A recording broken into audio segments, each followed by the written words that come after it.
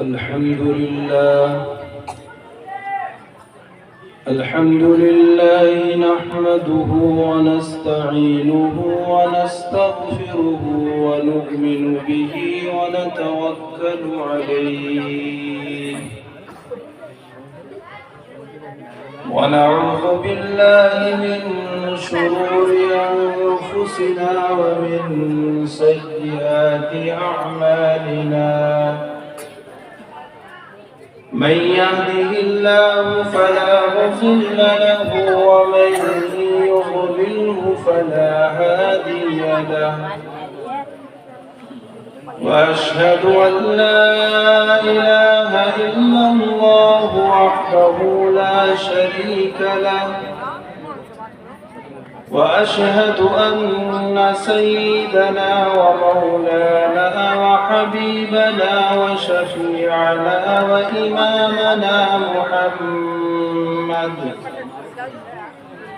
وإمامنا محمدا عبده ورسوله أما بعد فأعوذ بالله من الشيطان الرجيم بسم الله الرحمن الرحيم يا أيها الذين آمنوا ادخلوا في السلم كافة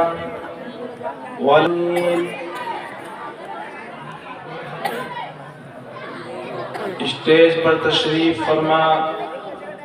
موقر حضرات علماء کرام، معزز سامعین عظام، بزرگوں، نوجوانوں،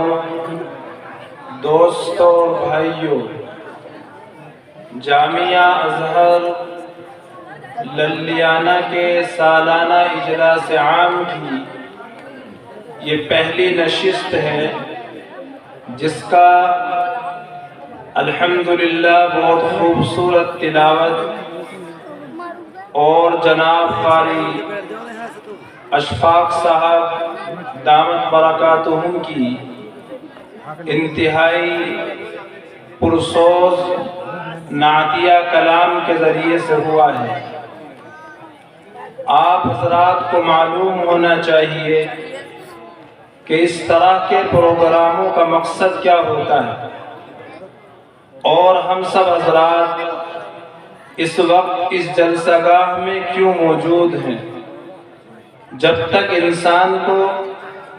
کسی کام کی غرض و غایت اور اس کے مقصد کے بارے میں معلوم نہ ہو،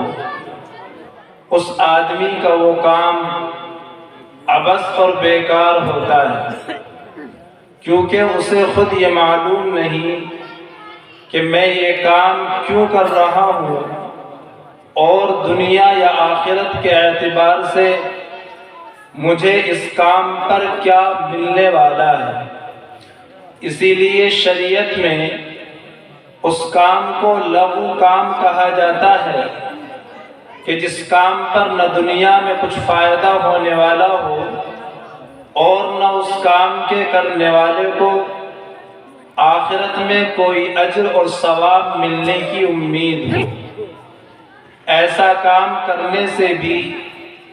مسلمانوں کو بچنے کا حکم دیا گیا۔ آقا نامدار جناب رسول اللہ صلی اللہ علیہ وسلم نے ارشاد فرمایا کہ ایک ایمان والے کے اسلام میں حسن تب پیدا ہوتا ہے جب وہ لایعنی اور بیکار کاموں کو چھوڑ دیتا ہے۔ آقا نامدار نے فرمایا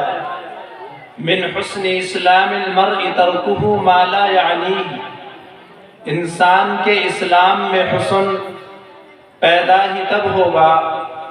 جب انسان لایعنی اور بیکار کاموں کو چھوڑ دے گا اور ان کاموں کی تلاش میں لگ جائے گا جن کاموں سے اسے یا تو دنیاوی فائدہ ملے یا آخرت میں کوئی ثواب ملنے کی امید ہو۔ کوئی بھی سمجھدار ہوشیار آدمی اپنا وقت ضائع نہیں کرے گا کسی بھی ایسے کام میں کہ جس میں نہ دنیاوی مال ملے نہ آخرت میں ثواب اور اجر ملے۔ اگر کوئی انسان کسی ایسے کام میں مشغول ہے تو یہ اس انسان کی حماقت، اس کی نادانی اور بے وقوفی ہے۔ آپ حضرات اس جلسہ گاہ میں اس لیے آئے ہیں کہ آپ علماء کرام کی زبانی قرآن و سنت کی روشنی میں کچھ باتیں ایسی کام کی سن کر چلے جائیں جو آپ کی زندگی کے اندر سنگ میل ثابت ہو اور آپ کی زندگی کی کایا پلٹنے کا ذریعہ اور سبب بن جائے، کیونکہ علماء کی زبان سے اللہ جو بات کہلواتا ہے وہ بات اپنے بندوں کے دلوں کو منور کرنے والی اور ان کی تاریک اور ویران دنیا کے اندر ایک روشنی اور رونق پیدا کرنے والی ہوتی ہے۔ اس لیے آپ کو یہاں بیٹھنے کا مقصد معلوم ہونا چاہیے، اور اسی مقصد کے تحت آپ حضرات یہ وعدہ بھی کریں کہ ہم انشاءاللہ اس نشش کے آخر تک یہاں جم کر بیٹھیں گے، اس لیے کہ ہم اللہ اور اس کے رسول کی باتوں کو سننے کے لیے آئے ہیں، اور اس مقصد کو حاصل کرنے میں اسی وقت مکمل طور پر کامیابی ہوگی جب ہم دعا سے پہلے یہاں سے بالکل نہ ہلیں۔ تو سب حضرات یہ وعدہ کرتے ہیں کہ انشاءاللہ آخر تک یہاں پر بیٹھ کر علماء کی باتوں کو سنیں گے اور دعا پر ہی یہاں سے اٹھ کر جائیں گے۔ ہو سکتا ہے کہ یہ مجلس ہمارے لیے آخرت میں ذخیرہ اور نجات کا ذریعہ اور سبب بن جائے۔ میرے محترم بزرگوں اور نوجوانوں، دوستوں اور بھائیوں، اس مدرسے کے ساتھ میرا پچھلے کئی سالوں سے جو ایک والہانہ اور اللہ کی طرف سے ایک محبت کا تعلق ہے، اس تعلق کی بنیاد پر چونکہ مجھے اندر سے جب اس مدرسے کی کوئی بھی کارگزاری اور کوئی بھی یہاں پر کوئی نئی چیز دیکھنے کو ملتی ہے تو خود بخود دل کے اندر ایک خوشی کی سی کیفیت پیدا ہوتی ہے، چونکہ اس کے ساتھ جو تعلق اور لگاؤ ہے، اس تعلق اور لگاؤ کا یہ تقاضا ہے کہ اس کی خوشحالی، اس کی ترقی اور اس کی کامیابی کو دیکھ کر دل خوشی سے جھوم اٹھے۔ ایسی ہی کچھ کیفیت اس ناچیز اور حقیر کے دل کے اندر پیدا ہوتی ہے، اور وہ یہ ہے کہ ہر سال سالانہ جلسے کے موقع پر برادر مکرم جناب مولانا عبداللہ صاحب قاسمی دامت برکاتہم العالیہ محتمم جامعہ حاضہ کی پرخلوص دعوت پر آنے کا موقع میسر ہوتا ہے، اور مجھے انتہائی فخر محسوس ہو رہا ہے آپ کو یہ بات بتاتے ہوئے کہ میں جب بھی ہر اگلے سال جلسے کے اندر آتا ہوں تو پچھلے سال کے مقابلے میں مدرسے کی حالت کچھ دوسری ہوتی ہے، اور وہ حالت اچھائی کی طرف اور کامیابی کی طرف اور روشن مستقبل کی طرف ہوتی ہے۔ پچھلے سال میں آیا تو اس سال پچھلے سال کے مقابلے میں اس سال مدرسے کے اندر جو تبدیلی نظر آئی، وہ تبدیلی آپ حضرات کے سامنے بیان کرنا ضروری ہے تاکہ باشندگان گاؤں کو یہ معلوم ہو جائے کہ ہمارے اس مدرسے کا جو معاملہ ہے وہ اوپر کی طرف کو جا رہا ہے یا تنزلی اور انحطاط کا شکار ہو رہا ہے۔ تو میرے دوستوں اور بزرگوں اور نوجوانوں، چاہے معاملہ تعمیرات کا ہو، چاہے معاملہ تعلیم اور تربیت کا ہو، چاہے وہ تعلیم و تربیت بچوں کے ناظرے اور حفظ سے متعلق ہو، چاہے وہ تعلیم اور تربیت بنات سے متعلق ہو، ہر شعبے کے اندر آپ کے اس ادارے نے الحمدللہ امید اور توقع سے کہیں زیادہ کامیابی اور کامرانی کے منازل طے کیے ہیں۔ گزشتہ سال جب میں آیا تو ادھر جو یہ نیچے گیٹ کے اندر داخل ہونے کے بعد جو کچھ کمرے ہیں، یہ کمروں کی تعمیر ہو رہی تھی، اور الحمدللہ یہ کمرے مکمل ہو گئے اور آج بہت خوشنما نظر آتے ہیں، جسے دارالقرآن کے نام سے موسوم کیا گیا، اور چھوٹے چھوٹے معصوم بچے قرآن کریم کی تلاوت ان درسگاہوں کے اندر بیٹھ کر کرتے ہیں، اور فخر اس لیے ہوتا ہے کہ قرآن کریم پڑھنے والے بچوں کے لیے آپ حضرات نے اتنی عظیم الشان درسگاہیں بنائی ہیں کہ اس کی مثال مدرسوں میں کم دیکھنے کو ملتی ہے، ورنہ ہمارے حفظ قرآن کریم کرنے والے بچوں کو ایسے ہی پھٹی پرانی چٹائیوں کے اوپر، پھٹے پرانے فرشوں کے اوپر بیٹھتے ہوئے قرآن کریم پڑھتے ہوئے دیکھا جاتا ہے۔ ماشاءاللہ للیانے کے باشعور مسلمانوں کے اندر اللہ تبارک و تعالیٰ نے شعور پیدا کیا کہ انہوں نے یہ فیصلہ کیا کہ یہ وارثان انبیاء ہیں، یہ اللہ کے نبی علیہ السلام کے مہمان ہیں، اور جب ہم اپنے گھروں کے اندر یہ پسند کرتے ہیں کہ ہمارے گھر انتہائی خوبصورت اور ہمارے گھر انتہائی صاف ستھرے ہوں، تو اللہ کے نبی علیہ السلام کے جو مہمان ہیں، ان مہمانوں کے بیٹھنے کی اور رہنے کی جگہیں صاف ستھری کیوں نہیں ہونی چاہیے؟ بھئی مائک والے، یہ مائک کے ساتھ بہت چھیڑ چھاڑ ہو رہی ہے، اس لیے اس کو ایک حالت کے اوپر رہنے دیا جائے مائک کو۔ تو یہ آپ کے لیے انتہائی مبارکبادی کی بات ہے۔ اور دوسری بات یہ کہ یہ میں نے پچھلے سال دیکھا، اور آپ کو اس کے بارے میں پچھلے سال بھی میں نے بتایا تھا۔ اس سال کیا نئی چیز نظر آئی؟ اسی دارالقرآن کے اوپر الحمدللہ آپ حضرات نے پھر ہمت کی، اور اللہ نے آپ کے اندر پھر شعور پیدا کیا، اور اللہ نے آپ کو ہمت اور حوصلہ دیا۔ اوپر بھی اس کے کمرے بن چکے ہیں، اور الحمدللہ اس کے اوپر پلاسٹر بھی ہو چکا ہے، اور وہ بلڈنگ بھی الحمدللہ بہت خوبصورت اور بہت خوشنما نظر آ رہی ہے۔ جب اس کی لپائی پتائی ہوگی تو انشاءاللہ اس کے حسن کے اندر مزید 4 چاند لگ جائیں گے۔ یہ آپ کی تعمیری کامیابی ہے، اور اس کامیابی میں جہاں آپ کا کردار ہے، سب سے بڑا کردار برادر مکرم جناب مولانا عبداللہ صاحب دامت برکاتہم کا بھی ہے کہ کسی بھی قوم سے کام کروانے کے لیے اور کسی بھی عوامی افراد سے کام، دینی کام ان سے کرانے کے لیے ایک باشعور اور ذمہ دار انسان کا ہونا ضروری ہے کہ جو ان کی ذمہ داریوں سے آگاہ کرتا رہے اور انہیں یہ بتلاتا رہے کہ اس وقت میں قوم کی اور مدارس کی کیا ضروریات ہیں، اور سمجھدار قوم کی یہ نشانی ہے کہ وہ اپنے منتظم کی آواز پر لبیک کہتی رہے۔ آپ نے الحمدللہ آج تک ہر اس آواز پر لبیک کہا ہے کہ جو آواز دین کے نام پر لگائی گئی، اور آپ کو جس موقع پر جن حالات میں بھی پکارا گیا، آپ نے کبھی نہ جناب مولانا عبداللہ صاحب کو مایوس کیا اور نہ آپ نے مدارس کے پورے عملے کو مایوس کیا، بلکہ آپ ہر موقع پر کھڑے رہے چاہے حالات جو بھی ہوں۔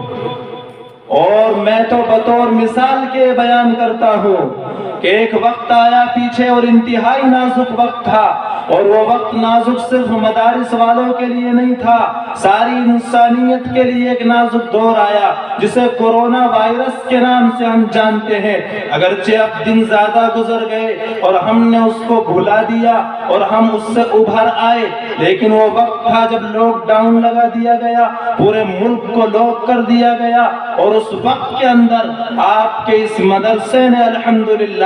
اسی طریقے سے اپنی تعلیمی سرگرمیوں کو اور اپنی دوسری سرگرمیوں کو جاری رکھا، اور انتہائی خوشی کی بات یہ ہے کہ اس زمانے کے اندر مدرسین کی جو تنخواہوں کا معاملہ ہے، جناب مولانا صاحب نے مجھے بتلایا کہ گاؤں کی کمیٹی نے یہ طے کیا کہ ان تمام کو ان کی وہ تنخواہیں دی جائیں جو ان کے لیے گاؤں نے اور کمیٹی نے مقرر کی ہیں۔ یہ انتہائی خوش آئند بات تھی کہ انتہائی خراب حالات کے باوجود جب ہر انسان دوسرے سے منہ پھیرتا ہوا نظر آ رہا تھا، آپ نے اس موقع پر بھی ان انبیاء علیہم السلام کے وارثین اور ان مہمانان کرام کو بے یار و مددگار نہیں چھوڑا، بلکہ آپ ان کے شانہ بشانہ قدم بقدم چلتے رہے۔ اللہ تبارک و تعالی آپ کے اس حسن اخلاق کو انشاءاللہ دیکھ رہا تھا اور آپ اس کے اوپر انشاءاللہ اللہ کے یہاں اجر عظیم کے مستحق ہوں گے۔ یہ بڑی خوشی کی بات ہے۔ اور اسی طریقے سے اب تعلیمی معاملے پہ آ جائیے، مدرسہ صرف تعمیرات کا نام نہیں ہوتا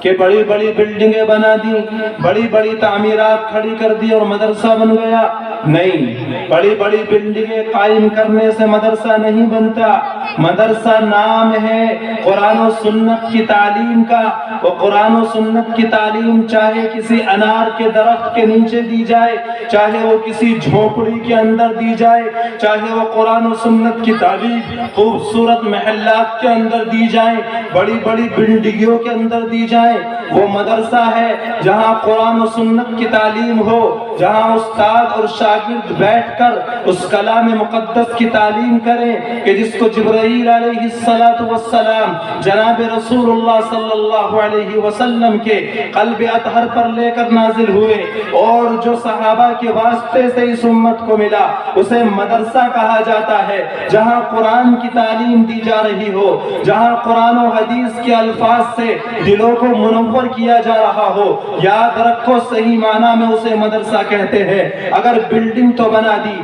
اور تعمیرات تو خوب بنا کر کھڑی کر دی، لیکن وہاں پر قرآن کریم حفظ نہیں کرایا جاتا، وہاں بچوں کی الفاظ کی صحت کی فکر نہیں کی جاتی، وہاں ناظرہ قرآن کریم پڑھنے والے بچوں پر یہ توجہ نہیں دی جاتی کہ بچے بچپن سے صحیح قرآن کریم پڑھنے والے کیسے بنے، وہاں قرآن کریم اور احادیث کے معنی ان بچوں کے دلوں کے اندر محفوظ کرنے کی فکر نہیں کی جاتی۔ تو میرے دوستوں اور بزرگوں، یاد رکھو، اس کا نام مدرسہ نہیں ہے۔ آپ کو فخر ہونا چاہیے کہ آپ کا یہ مدرسہ جامعہ ازہر للیانہ صرف تعمیرات کے اعتبار سے ہی الحمدللہ ہر دن اور ہر رات ترقی نہیں کر رہا، بلکہ یہ تعلیمی اعتبار سے بھی الحمدللہ کامیابی کی منزلوں کو عبور کر رہا ہے۔ اور اس کی زندہ اور جاوید مثال یہ ہے کہ اس سال ختم بخاری کے موقع پر جناب مولانا کی پرخلوص دعوت پر اس ناچیز کی حاضری ہوئی۔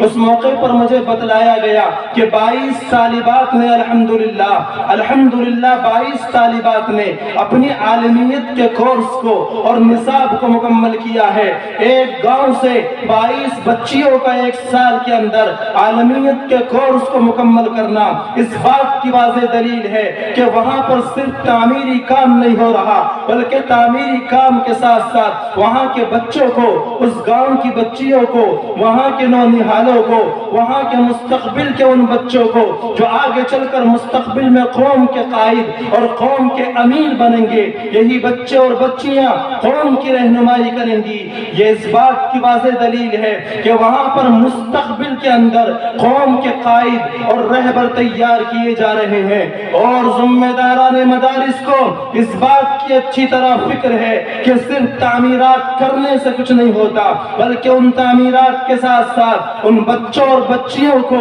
علوم نبوت سے آراستہ کرنا بھی ضروری ہے۔ چنانچہ 22 بچیوں نے اپنے سینے کے اندر علوم نبوت کو محفوظ کیا، علم حدیث کو محفوظ کیا، علم فقہ کو محفوظ کیا، قرآن کریم کی تفسیر، اس کے ترجمے اور اس کے معنی کو محفوظ کیا۔ میرے دوستوں اور بزرگوں، اور للیانہ لدھیانے کے رہنے والوں، یہ کوئی معمولی بات نہیں ہے، یہ بہت بڑی بات ہے، اور آپ کے لیے اللہ کے نزدیک انتہائی درجے کے بلند ہونے والی بات ہے کہ آپ کی محنتوں کی وجہ سے آپ نے جو تعاون کیا مدرسے والوں کا، وہ تعاون مالی ہو، وہ تعاون افراد کے اعتبار سے ہو، وہ تعاون اپنے بچوں اور بچیوں کو اس مدرسے کے اندر داخل کرنے کے اعتبار سے ہو، وہ تعاون ذمہ داران مدارس کے ہاتھوں کو مضبوط کرنے کے اعتبار سے ہو، وہ تعاون ان کے ساتھ شفقت، محبت اور ہمدردی کرنے کے اعتبار سے ہو، اس تعاون کا نتیجہ آپ کے سامنے موجود ہے۔ اور یہ بات یہیں پر ختم نہیں ہو جاتی، آگے اور سنیے۔ قرآن کریم حفظ کے شعبے میں آپ آ جائیے۔ قرآن کریم کا حفظ کا شعبہ جس میں بچے اور نونہال بچے اور لڑکے اللہ کے اس پاکیزہ اور مقدس کلام کو اپنے سینوں کے اندر محفوظ کرتے ہیں۔ آپ کے اس ادارے کے اندر 3 درسگاہیں حفظ قرآن کریم کی چلتی ہیں کہ جن کے اندر 3 ماہر استاد کہ جو اپنے فن کے بہترین قاری، اپنے فن کے بہترین استاد اور حافظ ہیں، اور وہ آپ کے ان بچوں کو قرآن کریم ان کے سینوں میں محفوظ کرانے کی فکر اور دھن کے اندر اللہ نے اتنی زیادہ رکھ دی ہے کہ وہ صبح کو فجر کی اذان نہیں ہوتی کہ وہ استاذ بھی اور اساتذہ بھی بیدار ہوتے ہیں اور وہ بچے بھی جاگ چکے ہوتے ہیں۔ آپ تو گاؤں کے اندر اپنے نرم نرم اور گرم گرم گدوں اور لحافوں کے اندر خراٹے لے رہے ہوتے ہیں اور آپ کو اٹھنے کی ہمت بھی نہیں ہوتی، لیکن آپ کو کیا معلوم کہ مدرسے کی اس چہار دیواری کے اندر سخت چٹرتی ہوئی سردی کے اندر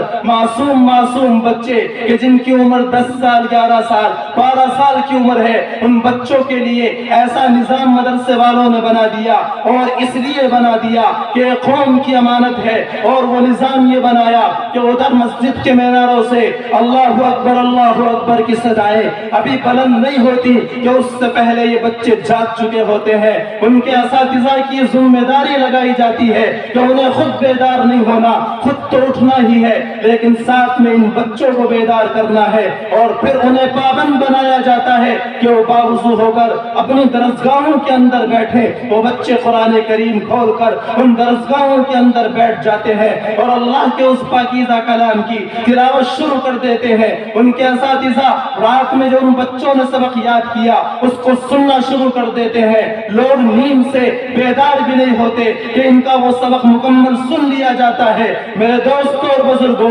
اور للیانے کے غیور نوجوانوں اور ایمانی بھائیوں، ان نونہال بچوں اور ان اساتذہ کی اس محنت کا ثمرہ ہے اور ان کی برکتیں ہیں کہ جو اللہ کا عذاب ہم پر نہیں آ رہا، ورنہ ہم نے کوئی گناہ ایسا نہیں چھوڑا جو ہم نے نہ کیا ہو۔ شراب ہم پیتے ہیں، جوا ہم کھیلتے ہیں، سٹہ بازی ہمارے اندر عام ہے، قتل و غارت گیری ہم کرتے ہیں، کسی کی جان لے لینا ہمارے نزدیک کوئی جرم کی بات نہیں ہے، کسی کی زمین کو ہڑپ کر لینا ہمارے نزدیک کوئی معیوب بات نہیں ہے، کسی کے پیسے لے کر اسے واپس نہ لوٹانا ہمارے نزدیک کوئی بری بات نہیں ہے، رات دن جھوٹ بولنا ہمارا مشغلہ ہے، دودھ کے اندر پانی ملانا ہمارے لیے کوئی بری بات نہیں ہے، سود خوری کرنا، رشوت کے ساتھ لوگوں کے کام کرنا اور کرانا، لوگوں کی مخبری کرنا، یہ بہت بڑا جرم ہے اور بہت بڑا مرض ہے۔ جب بات آ ہی گئی تو میں اس کے اوپر بھی آپ کو آگاہ کر دوں کہ ہمارے گاؤں کی یہ بہت بڑی بیماری ہے کہ ہمارے ان گاؤں کے اندر جو مسلمانوں کے گاؤں کہلاتے ہیں اور ان گاؤں کو بڑے چودھریوں کا گاؤں کہا جاتا ہے، اور یہ کہا جاتا ہے کہ للیانہ گاؤں کے اندر بڑے بڑے چودھری رہتے ہیں اور بڑے بڑے ناک والے لوگ ہیں۔ بڑی اچھی بات ہے، یہ اللہ کا انعام اور احسان ہے کہ اللہ نے آپ کو اعلیٰ حسب اور اعلیٰ نسب والا بنایا ہے۔ اعلیٰ حسب اور نسب ہونا اللہ کی طرف سے بہت بڑا انعام اور اللہ کی طرف سے بہت بڑی دولت ہے، لیکن میرے دوستوں اور بزرگوں اور نوجوانوں، اس اعلیٰ خاندان کا ہونا کبھی کبھی ہمارے لیے فتنے کا ذریعہ بن جاتا ہے، اور یہ اعلیٰ خاندان سے ہونا ہمارے لیے باعث فتنہ بن چکا ہے، اور اس کا سب سے بڑا فتنہ اور اس کا اظہار اس صورت میں ہوتا ہے کہ ہم ایک دوسرے کی جاسوسی کے اندر لگے ہوئے، ایک دوسرے کی مخبری کے اندر لگے ہوئے ہیں۔ انتہائی افسوس کے ساتھ مجھے یہ بات کہنی پڑ رہی ہے کہ جو لوگ اپنے آپ کو انتہائی شریف سمجھتے ہیں، جو لوگ یہ سمجھتے ہیں ہم بڑے مالدار ہیں، ہم بڑے پیسے والے ہیں، ہم بڑے چودھری ہیں، ہم بڑے عہدے اور منصب والے ہیں اور ہمارا بڑا مقام ہے، کوئی ہمارے سامنے بات نہیں کر سکتا، گاؤں کا کوئی آدمی ہمارے سامنے ٹھہر نہیں سکتا، میں ان کے سامنے یہ بات ان کو آئینہ دکھانے کے لیے کہنا چاہتا ہوں کہ اسی طرح کے لوگ دوسرے مسلمانوں کی مخبری کے اندر لگے ہوئے ہیں اور مسلمانوں کی تاک جھانک ان کا مشغلہ ہے، ان کے خفیہ رازوں اور ان کے خفیہ کاموں کی جاسوسی وہ رات دن کرتے ہیں اور رات دن کراتے ہیں، اور یہ تو برا عمل تھا ہی، اس سے بھی بڑی بری بات یہ ہے کہ وہ ان کی جاسوسی تھانوں اور جو سرکاری عہدے دار ہیں ان تک کرتے ہیں، اور مقصد کیا ہے کہ اس جاسوسی کے اوپر وہ اپنے مسلمان بھائیوں کو بے قصور اور جن کا کوئی جرم نہیں اور جن کا کوئی قصور نہیں ان کو پھنساتے ہیں، ان کے خلاف جھوٹے کیس بناتے ہیں، ان کے خلاف جھوٹے گواہ لاتے ہیں، اور وہ جھوٹے گواہ عدالتوں کے اندر کھڑے ہو کر جھوٹی گواہیاں دیتے ہیں، اور یہ گواہ نہیں بلکہ یہ پیسوں کے پجاری ہے، یہ گواہ نہیں بلکہ وہ لوگ ہیں جو چند ٹکوں کے لیے اپنے ایمان کو بیچ دیتے ہیں، اپنے ضمیر کا سودا کرتے ہیں، یہ زمین فروش لوگ ہیں اور یہ اپنے ضمیر کو بیچنے والے لوگ ہیں، یہ کہیں باہر سے نہیں آئے، یہ ہمارے بیچ میں رہتے ہیں، یہ ہماری آستینوں کے سانپ ہیں جن کو اگر یہ کہا جائے کہ یہ منافق ہیں تو کوئی اس کے اندر مبالغہ نہیں ہوگا۔ اور یہ ہم نے اپنی قوم کے اندر اس طرح کے لوگ ہماری قوم کے اندر رہتے ہیں،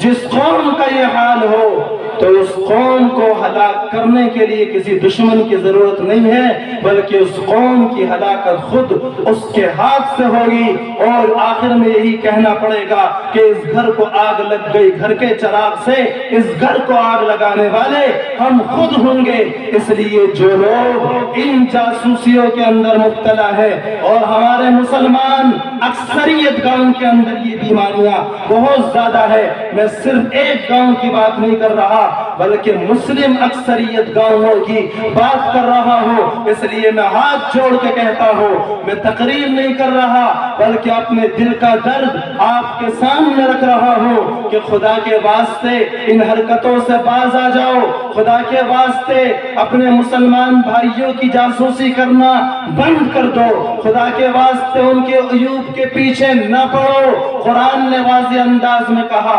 وَلَا تَجَسَّسُوا، کسی کی جاسوسی نہ کرو۔ آقا نامدار نے فرمایا لا تجسسوا ولا تحسسوا، کسی کی جاسوسی نہ کرو، کسی کی ٹوہ میں نہ لگو، ولا تدابروا، کسی کے پیچھے نہ پڑو، ولا تقاطعوا، آپس میں قطع تعلقی نہ کرو، ولا تباغضوا، آپس میں بغض نہ رکھو، ولا تحاسدوا، آپس میں حسد اور کینہ نہ رکھو، ایک دوسرے سے جلو مت، ولا تظننوا، آپس میں ایک دوسرے کے ساتھ گمان بدگمانیاں پیدا نہ کرو، اور اسی طریقے سے بدگمانیاں نہ پالو ایک دوسرے کے لیے، ولا یغتب بعضکم بعضا، کسی کی چغلی اور غیبت نہ کرو۔ یہ تمام کی تمام برائیاں ہمارے معاشرے اور سماج کے اندر موجود ہیں، ان تمام برائیوں کا تقاضا یہ تھا ہمیں ہلاک کر دیا جاتا، ہمیں بندر اور خنزیر بنا دیا جاتا۔ یہودیوں نے کوئی بڑا جرم نہیں کیا تھا، یہودیوں کو اللہ نے کہا تھا ہفتے کے دن مچھلی نہیں پکڑنی، انہوں نے سنیچر کے دن مچھلی پکڑی تو نہیں لیکن سنیچر میں وہ جال لگا دیا کرتے تھے، سنیچر میں مچھلیاں تالاب کے اندر دریا میں زیادہ آتی تھیں، اللہ نے ان کے امتحان کے لیے کہا سنیچر میں مچھلی نہیں پکڑنی، انہوں نے کہا چلو سنیچر میں تو نہیں پکڑیں گے لیکن سنیچر کے دن ہفتے کے دن وہ جال لگا دیا کرتے تھے، سنیچر کے دن اس میں مچھلیاں پھنس جایا کرتی تھی، اتوار میں آ کے ساری مچھلیاں نکال لیا کرتے تھے، انہوں نے اللہ کے حکم کے اندر تعویل کی اور بیچ کے راہ نکالنے کی کوشش کی، اللہ نے بندر اور خنزیر بنا دیے۔ اسی طریقے سے اور دوسری قومیں ان کے جرم زیادہ بڑے نہیں تھے، اس قوم کے جرموں کو دیکھو، ناپ تول کے اندر کمی یہ کرتے ہیں، کسی کو دیتے ہیں تو کم تول کے دیتے ہیں، کم ناپ کے دیتے ہیں، کسی سے لیتے ہیں تو پورا لیتے ہیں، کسی کو دیتے ہیں تو جھوٹ بول کے دیتے ہیں، کسی سے لیتے ہیں تو امانت داری اور دیانتداری کی باتیں کرتے ہیں، شراب نوشی ہمارا مشغلہ، جوا اور سکتا ہمارا مشغلہ۔ اللہ کا عذاب ہم پر آ جانا چاہیے تھا، ہمیں زمین میں دھس جانا چاہیے تھا، آسمان سے پتھروں کی بارش ہو جانی چاہیے تھی۔ کیوں نہیں ہوئی؟ اس لیے نہیں ہوئی کہ آپ کی اس بستی کے اندر ایک ادارہ چلتا ہے جس کا نام جامعہ ازہر ہے، اور آپ کے اس ادارے نے اللہ کے اس عذاب کو روک لیا۔ آپ کے اس ادارے کے اندر پڑھنے والے ان معصوم بچوں کی اس صبح کی تلاوت نے اللہ کے اس عذاب کو روک رکھا ہے، ورنہ ہم نے تو کوئی کمی نہیں چھوڑی تھی کہ آسمان ہم پر گر جاتا، کہ زمین ہمیں نگل لیتی۔ یہ ہمارا حال ہے، اس لیے ہمیں ان کی قدردانی اور ان کی اہمیت کو سمجھنا چاہیے۔ اور 3 درسگاہوں کے اندر کافی سارے بچے حفظ قرآن کریم کرتے ہیں، اور اسی طریقے سے الحمدللہ آپ کے اس مدرسے کے اندر اللہ نے اس مدرسے کو الحمدللہ ایسے مخلص ذمہ داران اور ایسے مخلص اساتذہ اور عملہ دیا جو ہر کسی کو آسانی کے ساتھ میسر نہیں ہوتا، اس لیے کہ کوئی بھی ادارہ، کوئی بھی انجمن، کوئی بھی تنظیم اس وقت تک کامیاب نہیں ہوتی جبکہ اس کے اندر کام کرنے والا عملہ اپنے کام کے تئیں مخلص نہ ہو، اپنے کام کے تئیں اور ذمہ داریوں کے تئیں ہمدرد نہ ہو، اور قوم کے بچوں سے اسے محبت نہ ہو، اور قوم کے بچوں کو امانت نہ سمجھتا ہو۔ الحمدللہ اللہ نے ان کے دل کے اندر وہ درد رکھا ہے کہ اس قوم کے ان بچوں کو یہ اپنے بچے سمجھتے ہیں، اور قوم کی اس امانت کو یہ امانت سمجھتے ہیں، اور امانت داری کے ساتھ اس امانت کا حق ادا کرتے ہیں۔ یہ چند تمہیدی باتیں میں نے آپ کے سامنے اس لیے رکھی ہیں کہ معلوم تو ہونا چاہیے کہ ہم جو جلسے کے موقع پر مدرسے کو پیسہ دیتے ہیں، تعاون کرتے ہیں، اگرچہ مدرسے کو نہیں دے رہے آپ اپنی آخرت بنا رہے ہیں، اپنے رب کو دے رہے ہیں، لیکن آپ کو معلوم ہونا چاہیے کہ ہماری یہ محنت صحیح جگہ پر صرف ہو بھی رہی ہے یا نہیں ہو رہی ہے۔ آپ کو اس بات کے اوپر آنکھ بند کر کے یقین کر لینا چاہیے کہ آپ کی یہ محنت الحمدللہ رائے گا اور بیکار نہیں جا رہی ہے۔ آپ نے سنا ہوگا بہت سارے لوگ کہتے ہیں کہ جی لڑکیوں کی تعلیم کا فائدہ کیا؟ آپ کے اس مدرسے میں بنات کا نظام چلتا ہے، لڑکیاں مولویت کی تعلیم حاصل کرتی ہے، بہت ساری زبانوں پہ سننے کو ملتا ہے لڑکے تو مولوی قابل بنتے نہیں، یہ لڑکیاں قابل کہاں سے بن جائیں گی؟ اس لڑکیوں کی عالمیت کا اور اس کی مولویت کے کرانے کا فائدہ کیا ہے؟ آخر اس کے اوپر اتنا بڑا خرچ ہوتا ہے، اس خرچ کا فائدہ کیا ہے؟ اور اس کا کوئی خاطر خواہ اگر نتیجہ نکلتا ہو تو ہمارے سامنے رکھا جائے۔ میرے دوستوں اور بزرگوں، پچھلے کئی سالوں سے میں سالانہ اور ششماہی امتحان کے موقع پر آپ کے اس ادارے کے اندر حاضر ہوتا ہوں، اور اللہ کے شکر سے مجھے یہ سعادت میسر آتی ہے۔ میں نے اس سال بھی سالانہ امتحان کے موقع پر اور گزشتہ سالوں کے اندر بھی چند بچیوں کا جائزہ لیا اور ان کا امتحان لیا۔ میں اس بات کو اللہ کو حاضر ناظر سمجھتے ہوئے اس بات کو انتہائی یقین اور اعتماد اور بصیرت کے ساتھ کہہ سکتا ہوں کہ الحمدللہ میں نے بعض بچیوں کو اتنا ذی شعور اور اتنا زیادہ اپنے اس علم کے اندر مضبوط پایا کہ جتنا ہم اپنے لڑکوں کے مدرسوں کے اندر بچوں کو نہیں پاتے کہ وہ لڑکے ہیں، اور اللہ نے مردوں کو عورتوں کے مقابلے کے اندر زیادہ ذہن اور دماغ دیا ہے، اور اللہ نے عورتوں کو تو ناقص العقل قرار دیا، لیکن اس کے باوجود بھی ان کی دھن، ان کی محنت اور ان کی قرآن اور ان کی اساتذہ کی ان کے ساتھ محنت کے وجہ سے یہ نتیجہ سامنے آیا کہ چند بچیاں اتنی زیادہ حاضر جواب نکلی کہ ہم حیران رہ گئے کہ ان بچیوں نے ان علوم کو، ان حدیثوں کو، ان قرآن کریم کی آیتوں کے ترجمے کو اور ان کے معانی کو کس طرح اپنے سینوں کے اندر محفوظ کر رکھا ہے کہ لڑکے ان کے مقابلے میں ان سے پیچھے نظر آتے ہیں۔ لہذا یہ جواب ہے ان تمام لوگوں کے لیے جو یہ کہتے ہیں کہ جی لڑکیوں کی تعلیم کا فائدہ کیا ہے اور اس کے اوپر اتنا بڑا خرچ ہوتا ہے، اس خرچ کا فائدہ کیا ہے؟ میرے دوستوں اور بزرگوں، کسی عالم نے کیا خوب کہا، مرد پڑھا تو فرد پڑھا، عورت پڑھی تو خاندان پڑھا۔ اگر آپ کسی ایک لڑکے کو عالم بناتے ہیں، آپ نے ایک انسان کو کو عالم بنایا ہے، آپ نے ایک فرد کو عالم بنایا، آپ نے اگر ایک لڑکی کو عالمہ بنا دیا، اس کو قرآن و سنت کی تعلیمات سے آپ نے اس کے سینے کو منور کر دیا، آپ نے ایک لڑکی کو نہیں پڑھایا، آپ نے ایک خاندان کو پڑھا دیا۔ اور اس کی وجہ یہ ہے، آپ کہیں گے جی کیا مطلب، ایک لڑکی کو پڑھایا تو ایک خاندان کو پڑھا دیا، اس کا مطلب کیا ہوا؟ ہمیں بات سمجھ میں نہیں آئی۔ اس کا مطلب یہ ہوا کہ جب آپ نے ایک لڑکی کو قرآن و سنت کی تعلیمات سے آراستہ کیا، جب آپ نے ایک لڑکی کو قرآن و حدیث کی تعلیمات سے مزین کر دیا کہ یہ لڑکی دوسرے گھر کے اندر جائے گی، یہ لڑکی ایک وقت آئے گا یہ ایک خوبصورت ماں بنے گی، اس کے کوکھ سے خوبصورت بچے جنم لیں گے، یہ پڑھی لکھی ماں ہے، یہ حافظ قرآن ماں ہے، یہ وہ ماں ہے کہ جس کو یہ بتلایا گیا کہ سچ بولنا ہے، یہ وہ ماں ہے کہ جس کو مدرسے کی چہار دیواری کے اندر یہ بتلایا گیا کہ امانت دار بن کر زندگی گزارنی ہے، یہ وہ ماں ہے کہ جس کو اس مدرسے کی چہار دیواری میں کتابوں کے اوراق کے اندر یہ پڑھایا گیا کہ تمہیں دیانت دار بن کے رہنا ہے، یہ وہ ماں ہے کہ جس کو یہ بتلایا گیا کہ شوہر کیا ہوتا ہے، یہ وہ ماں ہے کہ جس کو یہ پڑھایا گیا کہ والدین کا مقام اور مرتبہ کیا ہے، یہ وہ بچی ہے کہ جس کو یہ بتلایا گیا کہ معاشرے اور سماج کے اندر بڑے اور چھوٹے کا فرق کیا ہوتا ہے، یہ وہ بچی ہے کہ جس کو اس مدرسے کی چہار دیواری میں اس بات کی تعلیم دی گئی ہے کہ جب تم کسی دوسرے گھر کے اندر جاؤ تو تمہیں اس جذبے کے ساتھ دوسرے گھر کے اندر رہنا ہے کہ تمہیں وہاں لوگوں کے ایمان بچانے کی فکر بھی کرنی ہے، اپنے شوہر کو بھی دیندار بنانا ہے، اپنے شوہر کے بچوں کو بھی دیندار بنانا ہے، جس کی سوچ ایسی بنائی گئی ہو کہ تم صرف اپنے لیے نہیں پڑھی بلکہ تمہیں اس لیے پڑھایا گیا کہ تمہیں ایک خوبصورت سماج، تمہیں ایک ایماندار معاشرہ، تمہیں ایک ایسا سماج بنانا ہے جس سماج کے اندر جھوٹ نہ ہو، جس سماج کے اندر فراڈ نہ ہو، جس سماج کے اندر اونچ و نیچ نہ ہو، جس سماج کے اندر سارے انسان برابر ہو، جس سماج کے اندر انسانیت ہو، جس سماج کے اندر بھائی چارہ ہو، جس گھر کے اندر پیار و محبت ہو۔ یہ سب کچھ جب آپ نے ایک بچی کو پڑھایا اور اس مدرسے کی چہار دیواری میں یہ تمام چیزیں سکھلا کر اسے بھیجا گیا اور اسے یہ بتایا گیا اگر تمہیں ستایا جائے تو بھی خاموش رہنا ہے، اگر تمہیں تانے دیے جائیں تو بھی تمہیں تانوں کا جواب خوشیوں سے دینا ہے، جسے یہ بتلایا گیا کہ اگر تمہیں تکلیفیں پہنچائی جائیں تمہیں صبر کرنا ہے، اس لیے کہ صبر کر اجر اللہ کے نزدیک بہت بڑا، جسے یہ سمجھایا گیا قرآن کی آیتوں میں انما یوفی الصابرون اجرہم بغیر حساب، کہ صبر کرنے والوں کو اللہ تبارک و تعالی بے حساب اجر عطا فرمائے گا۔ قیامت کے دن اللہ تبارک و تعالی روزے کا ثواب تول کر دے گا، نماز کا ثواب فرشتوں سے کہے گا تول کر دے دو، حج کا ثواب فرشتوں کو حکم دے گا تول کر دے دو، کسی نے زکوٰۃ دی اللہ کہے گا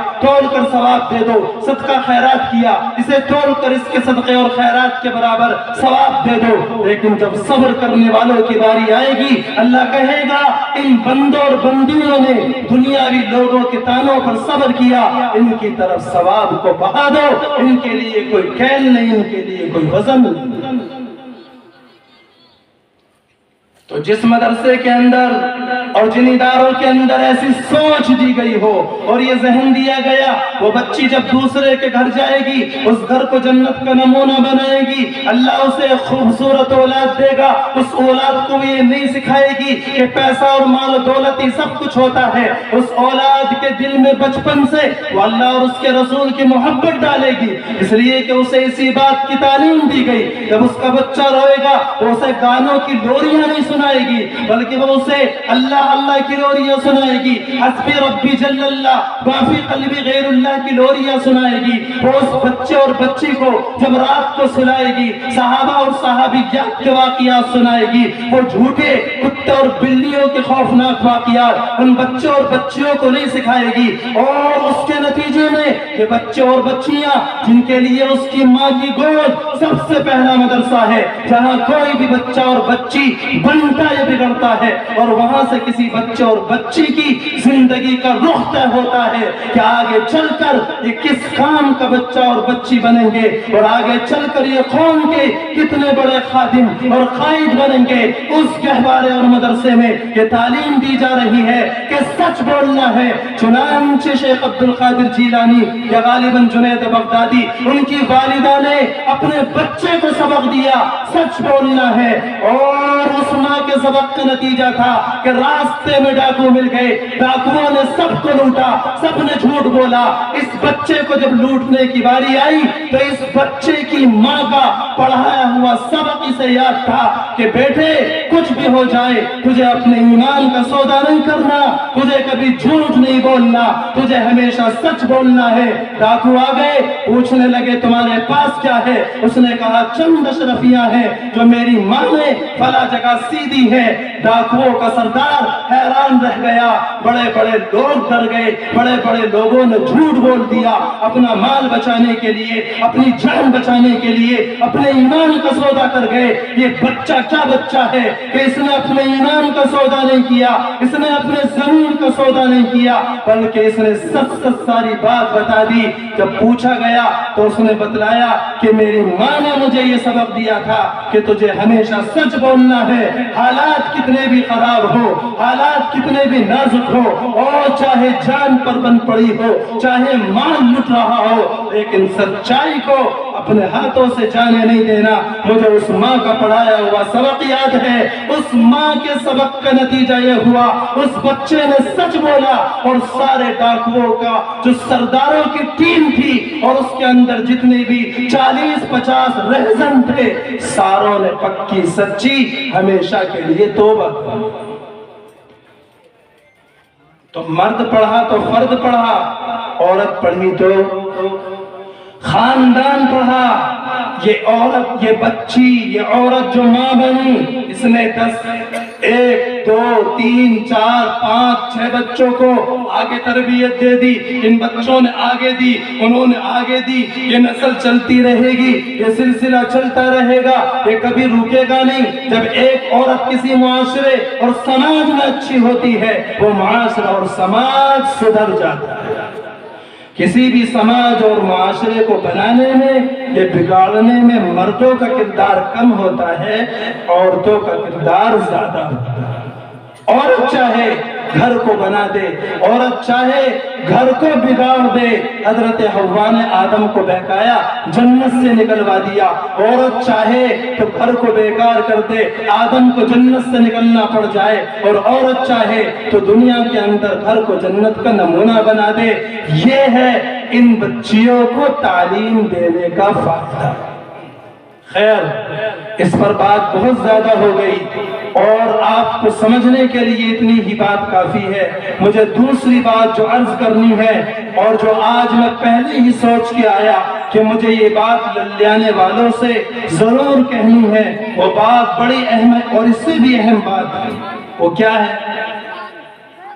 وہ بات میرے دوستوں اور بزرگوں یہ ہے کہ آج اس بیماری کے اندر ہمارا سماج اور معاشرہ نہ صرف جکڑ چکا،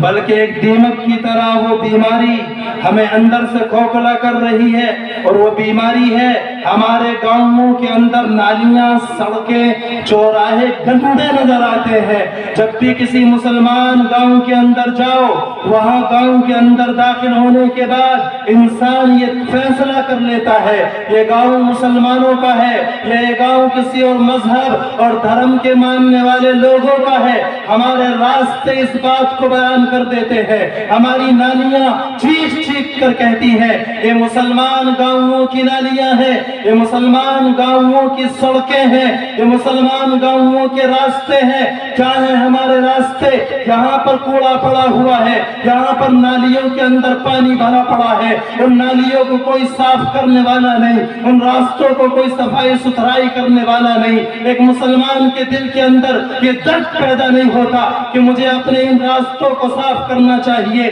گھر کو بڑا سجاتا ہے، گھر کو بڑا سنوارتا ہے، گھر کو بڑا عالیشان اور خوبصورت بناتا ہے۔ اس کے گھر کے دروازے کے سامنے کوڑے کا ڈھیر لگا ہوا ہے، اسے کوئی پرواہ نہیں، یہ کوڑا مہینوں سے پڑا ہوا ہے، اسے کوئی پرواہ نہیں۔ اس کے اندر مچھر جنم لیتے ہیں، ان مچھروں کے اندر ڈینگو مچھر بھی ہوتے ہیں، اور ان کے ذریعے سے پورے سماج اور پورے گاؤں کے اندر ڈینگو مچھروں کا زور بڑھتا چلا جاتا ہے، اور اس کی وجہ سے وہ مچھر وہاں پر چلنے پھرنے والے لوگوں کو اور ان کے بچوں کو کاٹتے بھی ہیں، جس کی وجہ سے سے گاؤں کے اندر ڈینگو جیسی خطرناک بیماری کا وجود ہوتا ہے، ان نالیوں کے اندر چونکہ صفائی نہیں، وہاں سے مچھر پیدا ہوئے، ان مچھروں نے ہمارے بچوں کو کھایا، ہمیں بھی کھایا، ہمارا ضمیر اتنا مر چکا، ہم ان مچھروں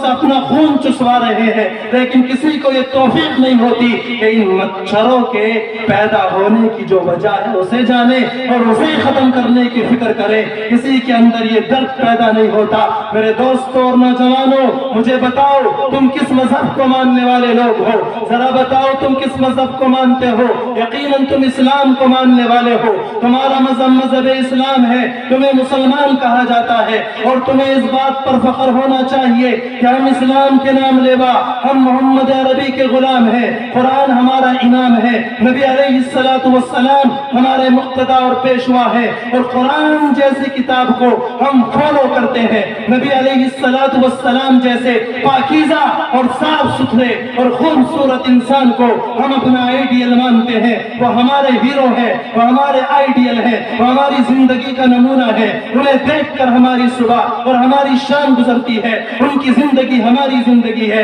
ان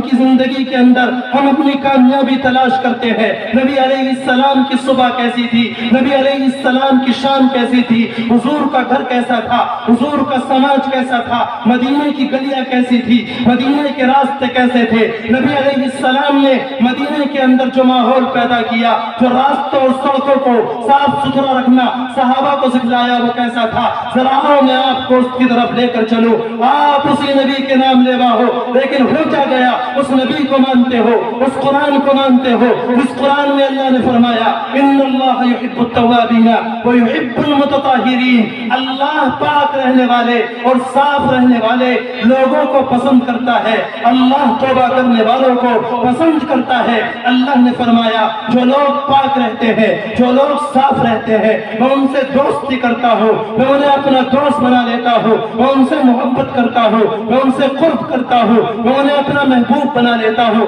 پتہ یہ چلا جو لوگ پاک نہیں رہتے، جو لوگ صاف نہیں رہتے، اللہ ان سے محبت نہیں کرتا، اللہ انہیں دور کر دیتا ہے، اللہ کی رحمت ان کے اوپر نازل نہیں ہوتی، اللہ کی رحمت کے فرشتے ان گلیوں، ان سڑکوں، ان چوراہوں، ان شاہراہوں، ان گاؤں، ان شہروں اور ان گھروں کے اندر نازل نہیں ہوتے کہ جن گھروں کے اندر ایسی گلیاں ہو جیسے ہمارے گاؤں کے اندر ہوتی ہے۔ قرآن نے صاف کہہ دیا وَثِيَابَكَ فَطَهِّرْ، نبی علیہ السلام کو حکم دیا گیا اپنے کپڑوں کو پاک رکھیے۔ اے نبی علیہ السلام، حضور تو پاک تھے لیکن آپ کو پھر بھی اپنے کپڑوں کو پاک رکھنے کا حکم دیا گیا۔ پتہ یہ چلا حضور کو حکم نہیں ہے بلکہ حضور کے واسطے سے ہم مسلمانوں کو کہا جا رہا ہے اپنے لباس کو پاک کرو، اپنے لباس کو صاف ستھرا رکھو، آگے بڑھو۔ اس مذہب کے آپ نام لیوا ہیں، اس مذہب کے اندر فرمایا گیا کہ اے مسلمانوں، اے ایمان والو، ان اللہ نظیف یحب النظافہ، اللہ صاف ستھرا ہے اور اللہ صفائی اور ستھرائی کو پسند کرتا ہے۔ اللہ کے نبی علیہ السلام حضرت جابر فرماتے ہیں ہمارے گھر تشریف لے آئے، دو آدمیوں کو دیکھا، ایک آدمی کے بال کھلے پڑے ہیں، اس آدمی نے کئی دنوں سے کنگھی نہیں کری،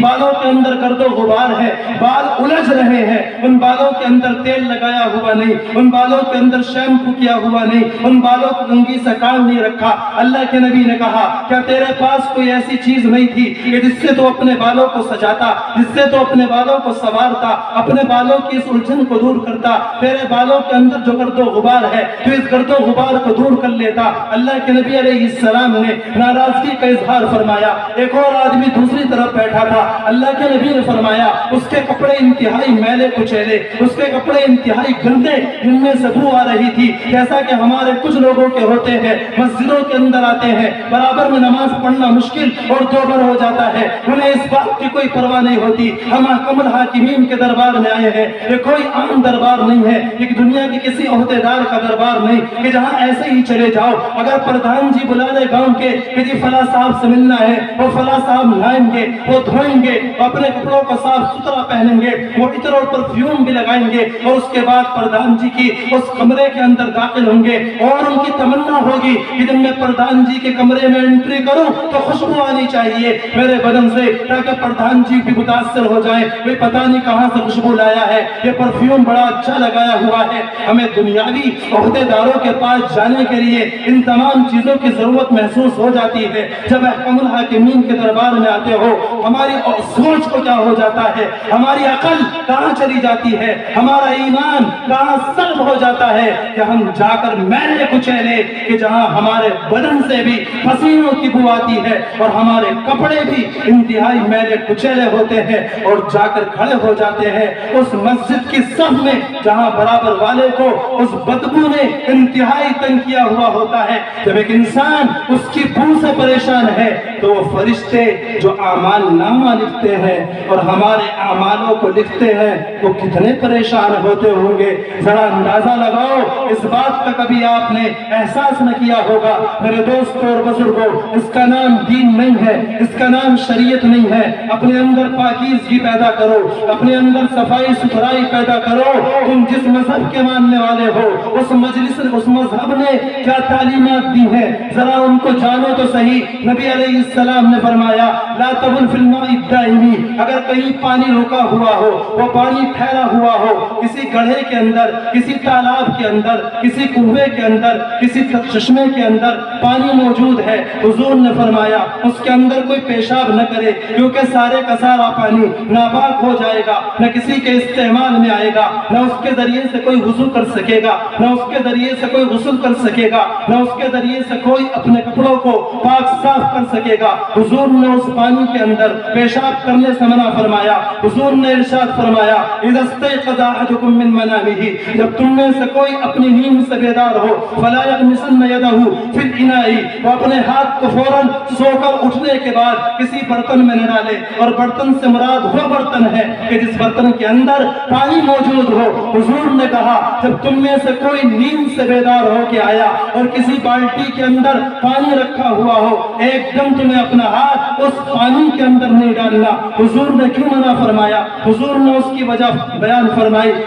کیونکہ تمہیں معلوم نہیں این باتت یدہ، کہ اس کے ہاتھ نے رات کہاں گزاری، اس کا ہاتھ پاک ہے ناپاک ہے، اسے معلوم نہیں۔ جب وہ اس ہاتھ کو اس پانی کے اندر ڈالے گا وہ سارے کا سارا پانی ناپاک ہو جائے گا۔ اللہ کے نبی علیہ السلام نے تاکہ وہ پانی ناپاک نہ ہو، اتنا پانی ضائع اور بیکار چلا جائے گا، اس لیے یہ تلقین فرمائی اور فرمایا پہلے اپنے ہاتھ کو دھو اور اس کے بعد اس بالٹی کے اندر یا اس ٹب کے اندر جس میں پانی موجود ہے آپ اپنا ہاتھ ڈالیں۔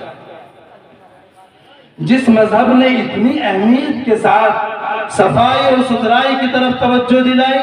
ہم اسی مذہب کے نام لیوا جس میں آقا انعامدار نے فرمایا الطہور شطر الایمان، کہ پاکی آدھا ایمان ہے۔ جو انسان پاک صاف نہیں رہتا وہ مکمل ایمان والا انسان ہی نہیں، جس کے کپڑے پاک نہیں، جس کے بدن پاک نہیں، جس کا لباس پاک نہیں، جس کی سوچ پاک نہیں۔ اسلام نے صرف ظاہری پاکی کا حکم نہیں دیا بلکہ باطنی پاکی کا بھی حکم فرمایا۔ ذہن پاک رکھو، دماغ پاک رکھو، اپنا دل پاک کرو، دل کو روحانی گندگیوں سے پاک کرو، اور اپنے ظاہری بدن کو بھی پاک صاف رکھو۔ نماز کا حکم دیا تو فرمایا وضو کرو، اور وضو نے کہا ہاتھ دھو، اپنے چہرے کو دھو، اور اسی طریقے سے اپنے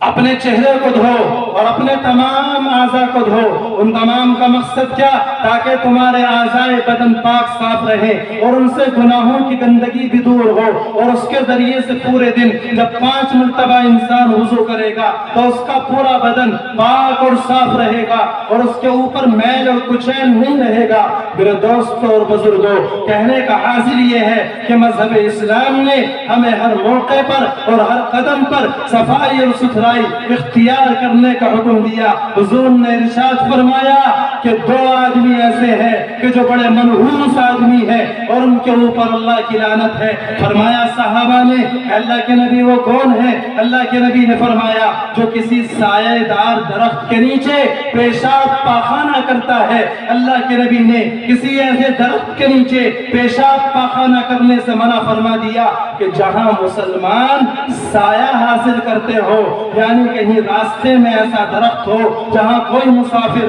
گرمی سے بچنے کے لیے سایہ حاصل کرنے کے لیے بیٹھ جاتا ہو، حضور نے فرمایا وہاں کوئی پیشاب نہ کرے، اس جگہ کو گندا نہ کرے، اس جگہ کو ناپاک نہ کرے۔ کوئی مسافر آئے گا اسے بیٹھنے میں ناگواری ہوگی، وہاں پر استنجا نہ کرے۔ کوئی مسافر آئے گا اسے بیٹھتے وقت بدبو محسوس ہوگی۔ اس مذہب نے اتنا زیادہ صفائی اور ستھرائی کی طرف توجہ دلائی، اس مذہب کے نام لیواؤں کا حال یہ ہے کہ ان کے راستے گلی کوچے گندے پڑے ہوئے ہیں، اور آج ایک شناخت بن چکی ہے مسلمانوں کی کہ اگر مسلمان گاؤں کی پہچان کرنی ہے تو ان کے گلی کوچوں کو دیکھ لو، اس سے معلوم ہو جائے گا یہ مسلمانوں کا گاؤں ہے، یہ کسی غیر کا گاؤں ہے۔ اے مسلمانوں، اپنی اس عادت کو تبدیل کرو اور اپنے اندر تغیر اور تبدیلی پیدا کرو، اپنے اندر تبدیلی لاؤ، صفائی اور ستھرائی کو لازم پکڑو، خود بھی پاک رہو، خود بھی صاف رہو، اپنے سونے کے بستر کو پاک رکھو۔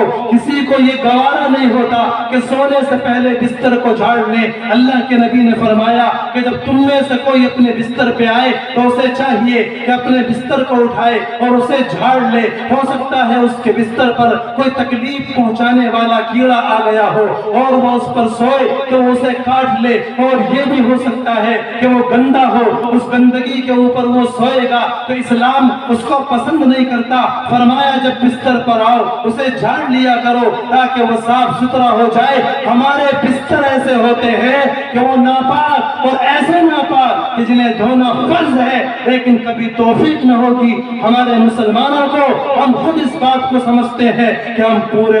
سال اپنے بستروں پر بچھی ہوئی چادر کو بھی نہیں دھوتے ہوئے، نہیں دھوتے، پورے سال وہی چادر بچھی ہوئی ہے چارپائی پہ، توفیق نہیں ہوتی ہوگی۔ کسی بھی ایک آدمی کے دل میں یہ خیال پیدا نہیں ہوتا میں اپنی اس چادر کو ذرا دھو لوں۔ تکیے کے اوپر سر رکھ کے پورے سال سوتا ہے اور اس تکیے میں سے تیل کی بدبو آ رہی ہے، اس تکیے کا رنگ بدل چکا ہے، تکیہ ہاتھ جوڑ کے کہہ رہا ہے میرا پیچھا چھوڑو، میرا پیچھا چھوڑو، بڑا ظلم مجھ پر ہو گیا، اس ظلم کو خدا کے واسطے ختم کرو، ذرا مجھے صرف کے اندر ڈالو، ذرا مجھے واشنگ مشین کے اندر ڈال لو۔ وہ تکیے کا کور چیخ کے پکار رہا ہے، لیکن ہم نے بھی سوچ لیا ہے تو کتنا بھی چیخ، ہم تجھے واشنگ مشین کے اندر ہرگز نہیں ڈالیں گے، ہم تجھے میل کچیل بنا کے چھوڑیں گے، اور ہم اس وقت تک تجھے نہیں چھوڑیں گے جب تک کہ تو خود ایک ناپاکی کا مجسمہ نہ بن جائے۔ یہ ہمارا حال ہے، اور یہ میں ویسے نہیں کہہ رہا، یہ سچائی ہے۔ آپ سب حضرات اس کو دل میں تو یقیناً مان رہے ہوں گے کہ ہاں جو بات ہے وہ صحیح ہے۔ بے شک آپ اظہار نہیں کر رہے ہیں، کیونکہ اظہار کریں گے تو پھر توہین سی لگتی ہے کہ بے اظہار کیسے کر دیں، لیکن ہم میں سے اکثر لوگوں کا یہ المیہ ہے اور ہم ان حالات سے گزرتے ہیں، یہ ہمارا المیہ ہے۔ اسی طریقے سے ہمارے گھروں کے اندر جو بچے ہیں ان بچوں کی صفائی اور ستھرائی اور ان کے کپڑوں کی صفائی اور ستھرائی، اس کا بھی ہمیں کوئی زیادہ پرواہ نہیں۔ کسی نے کہیں پیشاب کر دیا، کسی بستر پر اسے لے جا کے دھوپ میں سکھا دیا، بس وہ پاک ہو گیا۔ میرے دوستوں اور بزرگوں، جس کپڑے کے اوپر پیشاب کر دیا جائے وہ صرف دھوپ میں سکھا لینے سے پاک تھوڑی ہو جائے گا، بلکہ اسے تو آپ کو 3 مرتبہ کم از کم دھونا پڑے گا۔ ہر مرتبہ نچوڑیے، بلکہ فقہاء تو یہ فرماتے ہیں کہ اسے نچوڑیے، ہر مرتبہ پانی کے اندر ڈالیے، نچوڑیے، جب تک کہ تمہیں یقین نہ ہو جائے کہ اب اس کے اندر سے وہ گندگی اور وہ اس کے اندر سے ناپاکی نکل گئی ہوگی، اس وقت تک دھونا ضروری۔ کتا آ گیا گھر کے اندر، دیگچی کے اندر، بھگونے کے اندر منہ ڈال کے چلا گیا، چلو کوئی بات نہیں، 1 مرتبہ دھویا، سبزی پھینک دو، کوئی مسئلہ نہیں، دھویا چھٹی کری۔ میرے دوستوں اور بزرگوں، یہ اسلامی تعلیمات سے جاہل ہونے کی بات ہے۔ اللہ کے نبی علیہ السلام نے فرمایا کہ جب تم میں سے کسی کے گھر کے اندر کتا آئے اور وہ کتا تمہاری دیگچی میں، تمہارے بھگونے میں، تمہارے کھانے کے برتن میں، تمہاری بالٹی اور ٹب میں منہ ڈال کے چلا جائے، تمہاری صفائی اور ستھرائی کا تقاضا یہ ہونا چاہیے کہ تمہیں اسے 7 مرتبہ دھونا ہے۔ حدیث کے اندر 7 مرتبہ کتے کے اندر منہ ڈالے ہوئے کو دھونے کا حکم دیا گیا۔ ہمیں کیا توفیق ہوتی ہے؟ 1 مرتبہ پانی میں کو نکالا، چھٹکی کر دی، ہو گئی صفائی ستھرائی، ہو گئی پاکیزگی حاصل۔ یہ ہماری پاکیزگی کا عالم ہے، یہ ہماری صفائی و ستھرائی کا عالم ہے۔ بلی آئی منہ ڈال کے چلی گئی، چلو بلی کے اندر تو پھر بھی اتنی زیادہ شدت نہیں ہے، اس کے اندر تو پھر بھی فقہاء نے تخفیف کا معاملہ رکھا ہے اور ہلکا ہاتھ رکھا ہے کہ چونکہ بلی تو گھروں کے اندر آتی جاتی رہتی ہے، اس لیے اس کے اندر اتنا شدت کا معاملہ اختیار نہیں کیا گیا۔ لیکن کتے کا معاملہ تو انتہائی شدید ہے، ہم اسے ایسے ہی چھوڑ دیتے ہیں اور اس کی طرف زیادہ توجہ نہیں کرتے۔ اسی طریقے سے ایک اور مسئلے کی طرف آپ کی توجہ مبذول کرانا چاہوں گا۔ گھروں کے اندر سمر سیول لگے ہوئے ہیں، آج ہر انسان پر پیسہ ہے، نل تو ختم ہی ہو گئے۔ پہلے زمانے کے اندر نل ہوتے تھے، اب بھی کہیں کہیں گھروں کے اندر نل موجود ہے، اگر ہے بھی انہیں کوئی چلاتا نہیں، بس سمر سیول ہر کام کے لیے چل رہا ہے، نلوں سے پانی نہیں لیتے۔ پہلے نل ہوتے تھے تو اتنے ہی پانی نکالتے جتنی ضرورت ہوتی، کیونکہ چلانے والا تھک رہا ہے لہٰذا اتنا ہی پانی بھرے گا جتنی اسے ضرورت ہے۔ سمر سیول لگ گیا، بس بٹن دبانا ہے، وہ چرخنی دبانی ہے، پانی چلنا شروع ہو گیا۔ اس پانی کا پائپ راستے میں ایک صاحب بلدیانے کے اندر بھینس نہلا رہے ہیں راستے کے اندر، اور وہ اپنے ڈھوروں کو نہلا رہے ہیں، پانی بہ رہا ہے اور بھینس بھی نہا رہی ہے، وہ پورا پائپ راستے کے اندر ڈال دیا، پانی بے تکا بہ رہا ہے، بے تحاشا بہ رہا۔ کسی کے دل کے اندر یہ خیال نہیں آتا، کسی کے بدن اور دماغ کے اندر یہ تصور نہیں آتا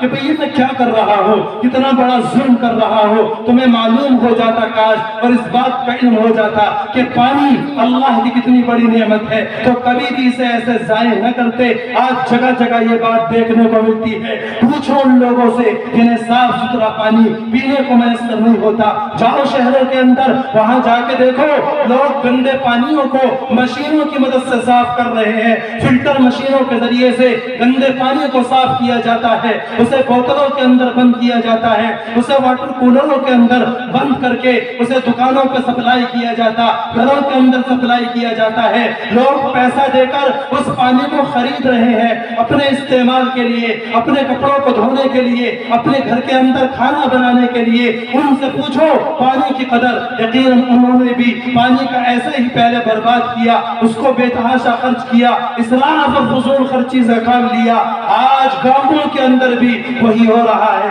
گاؤں کے اندر پانی کی کوئی قدر نہیں اور اسراف اور فضول خرچی ہو رہی ہے۔ میرے دوستوں اور بزرگوں، ڈرو اس وقت سے کہ جب اللہ گاؤں کے اندر سے بھی صاف پانی چھین لے گا۔ یہ پانی کب تک آئے گا؟ اللہ کی ایک نعمت ہے اور سائنس کا بتلاتے ہیں کہ زمین کے اندر سارا پانی پینے کے قابل نہیں ہے، پانی تو بہت زیادہ ہے، اللہ کے سمندر اتنے زیادہ کہ تم پانی روز بہاؤ پھر بھی ختم نہ ہو۔ لیکن میرے دوستوں اور بزرگوں، ماہرین کا کہنا یہ ہے کہ زمین کے اس سطح کے نیچے سارا پانی پینے کے لائق نہیں ہے، بلکہ زیادہ تر پانی زمین کی سطح کے نیچے کھارا ہے اور استعمال کے قابل جو پانی ہے وہ محدود مقدار کے اندر ہے۔ اگر آپ اسی طریقے سے پانی کو فضول خرچیوں کے ساتھ بہاتے رہیں گے، ایک وقت آئے گا وہ پانی جو استعمال کے قابل تھا، جو پینے کے قابل تھا، وہ ختم ہو جائے گا اور پھر آپ کو بھی وہ دن دیکھنے پڑیں گے کہ گندا پانی مشینوں کی مدد سے پاک صاف کرنا پڑے گا، اس کے اندر صفائی اور ستھرائی پیدا کرنی پڑے گی اور اس کے بعد آپ اسے استعمال کریں گے۔ میرے دوستوں اور بزرگوں، پانی کا موضوع اتنا وسیع ہے، کبھی اور موقع ہوا تو انشاءاللہ اس کے اوپر تفصیل کے ساتھ بات کی جائے گی۔ اس پانی کو استعمال کرنے کے اسلامی آداب ہیں اور اسلام نے اس کا ادب سکھلایا، جتنی ضرورت ہو ٹنکی کو اتنا چلاؤ، فوراً بند کر دو، اور اس ٹنکی کو وضو کرتے وقت جب مسح کرو تو مسح کرتے رہتے ہیں کچھ لوگ، ٹنکی چل رہی ہے، بھئی جب آپ مسح کر رہے ہو تو آپ اس ٹنکی کو بند کر سکتے ہو۔ مسح کرنے میں ٹائم لگتا ہے، جتنا ٹائم آپ مسح کرنے کے اندر صرف کرو گے اتنا ٹائم پانی خامخواہ ضائع ہو رہا ہے۔ اللہ کی نعمت ہے کہ اللہ اس کے بارے میں سوال نہیں کرے گا، کہ اللہ کے یہاں جواب نہیں دینا پڑے گا، فری کی نعمت ہے، اللہ نے ابھی فری میں دے رکھی ہے، پیسوں سے خریدنی پڑے گی، تب معلوم ہو جائے گا کہ اس نعمت کی قدر و قیمت کیا ہوتی ہے۔ میرے دوستوں اور بزرگوں، میں اصل موضوع کی طرف اس کو سمیٹتے ہوئے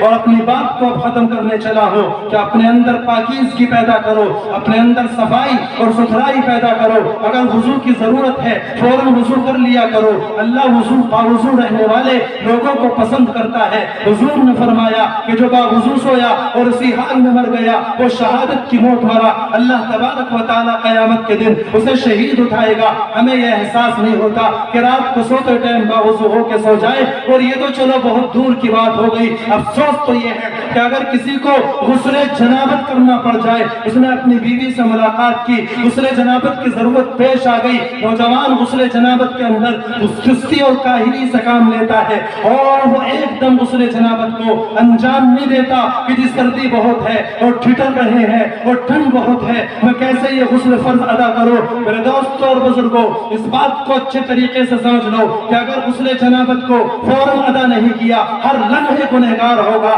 ہر لمحے اسے گناہ مل رہا ہے. اسے فوراً اپنی اس ناپاکی کو دور کرنے کی فکر کرنی چاہیے. اسلام نے حکم دیا کہ غسل جنابت کر کے فوراً اس ناپاکی کو دور کرو اور اس بڑی ناپاکی سے اپنے بدن کو پاک اور صاف کرو. اور اسلام کے اندر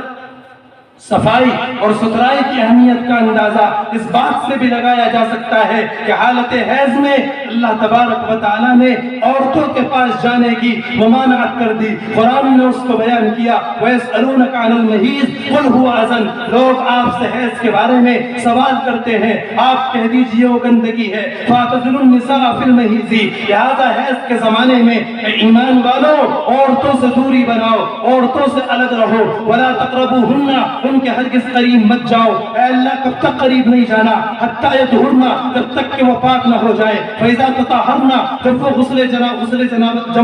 غسل حیض کر کے یا غسل نفاس کر کے پاک ہو جائے. فَاتُوا حَظَّكُمْ أَنَّا شِئْتُمْ, تو پھر تم ان کے پاس آ سکتے ہو اور ان سے ملاقات کر سکتے ہو اس طریقے سے جیسا کہ اللہ نے تمہیں اجازت دی ہے. اس سے معلوم ہوا کہ اسلام ناپاکی کو اور گندگی کو کتنا پسند کرتا ہے کہ اسلام نے حالت حیض میں اپنی بیویوں سے ملنے کو گناہ کبیرہ قرار دے دیا اور بہت بڑا جرم اس کو تصور کیا گیا. اور فرمایا گیا کہ اگر اس حالت کے اندر کسی نے اپنی بیوی سے ملاقات کی اور اس حالت میں حمل ٹھہر گیا تو بعض لوگوں نے